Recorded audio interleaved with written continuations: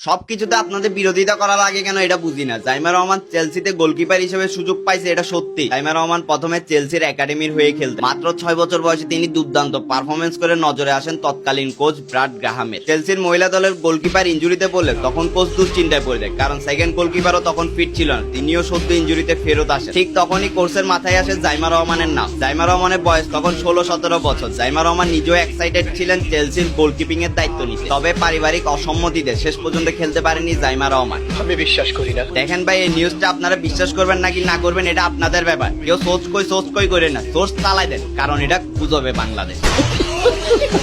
বহুকাল আগের জনপ্রিয় ইসলামী বক্তা তারেক মনোয়ার বলেন, সালটা ছিল 1990, ইংল্যান্ডে গিয়ে লিগে খেলেছি, বয়স তখন অনেক কম, পয়সা দিয়ে নিয়ে যেত, ভালো ইনকাম, পরে দেখি পুরোটা হারাম। মানে ভাই এদের কথা শুনি কি হাসমু নাকি কানমু এটাই বুঝতেছি না। বিশ্বাস করেন ভাই, মাঝে মাঝে মনে হয় বাংলাদেশে জন্মগ্রহণ না করলে আসলে প্রচুর বিনোদন মিস করতাম। আপনারা কোন কথা ঠিক কি না?